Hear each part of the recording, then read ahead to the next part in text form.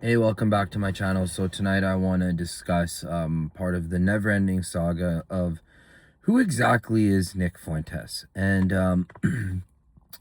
in the last couple weeks, you've noticed that he's not friends with Dan Bilzerian anymore. Now him and Sneeko are not friends anymore. And also, Sneeko says that he isn't exactly part of his religion that he says he is, and that he might have more to his identity. And there's nothing wrong with being who you are, but there is a little something weird when you don't share it with your audience. And if there's 109 issues with someone, and someone has so many problems with everyone, I think you start asking, like, what the heck is going on here? Now, I will say that I do listen still to some of his takes politically, about the war, about this, about that.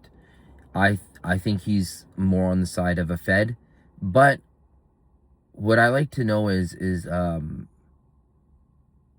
he's still against the Republicans. He's still against the right wing, and I just want to see him officially say that he's going left wing.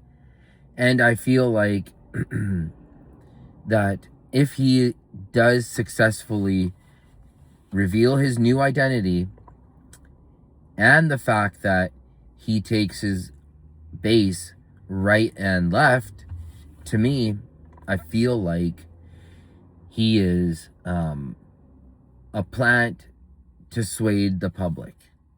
All right. One of the things they always say about him was that on January 6th, he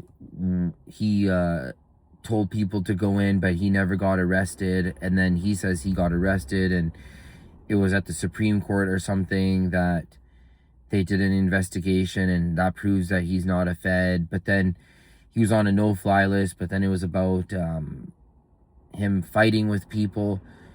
And again, like I said, no hate, but now you find out that he has a different religion in him, and he doesn't even go to church.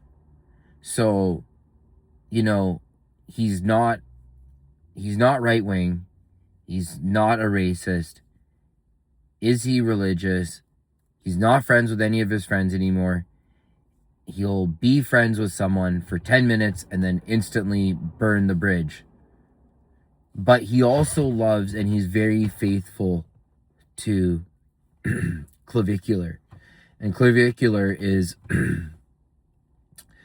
allegedly connected to Peter Thiel. That's what always, if you look on X, that's what they always say in there, that they work together and that he's part of the funding or whatever. So I just feel like if you're like playing a game of Guess Who, so many different things have now come out about Nick Fuentes, so many different angles where you're like, none of this makes any sense.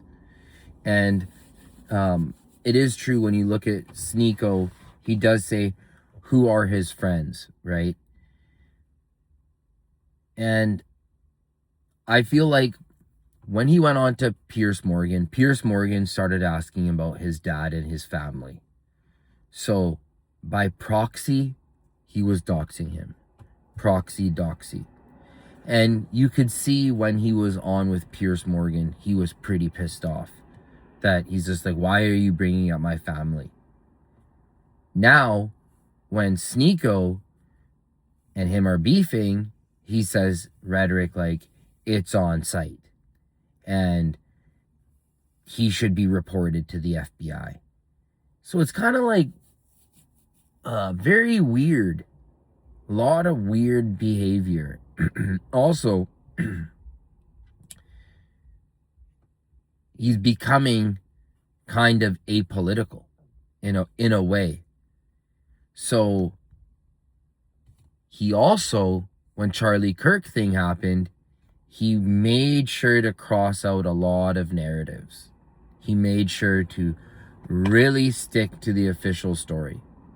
Now, people like Nick Fuentes because they have exciting takes. Not that you have to have an exciting take, but the fact that, like Andrew Wilson, there's just something up with these guys lately. I don't know what it is. And yeah, Candace Owens is whatever. Yeah, Tucker Carlson is whatever. But the whole right wing, Steven Crowder, even Myron, a lot of this stuff is pretty greasy. That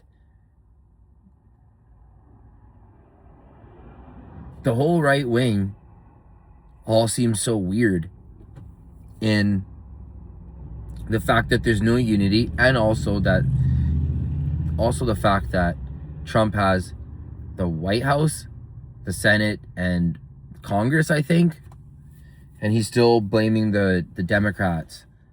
So none of these people, none of the right wing,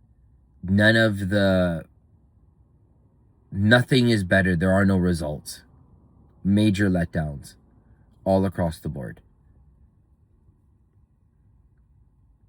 Thank you for watching. Please leave a like and subscribe. Thank you.